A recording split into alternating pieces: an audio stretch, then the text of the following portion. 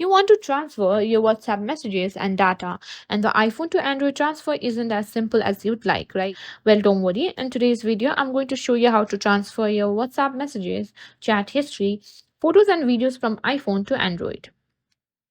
First things first, you need a couple of things: your iPhone with WhatsApp installed and your messages that you want to transfer. Android phone, of course, and it should have WhatsApp installed too. Before we begin, let's make sure your WhatsApp messages are safely backed up on your iPhone. This will ensure that we don't lose any data during the transfer. Open WhatsApp on your iPhone, tap on the settings tab at the bottom, and then go to chats, tap on chat backup. From here, tap on backup now to create a fresh backup of your WhatsApp chats to iCloud.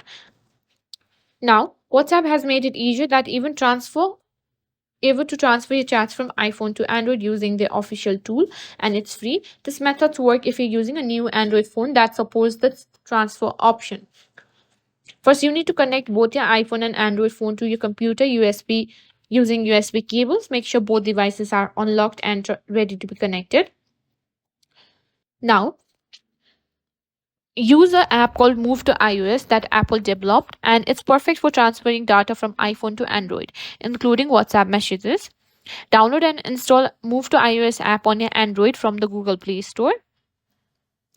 Once it's installed, follow the on-screen instruction to connect both phones. Once both devices are connected, open WhatsApp and go to settings, and on chats, you can find a Move chats to Android.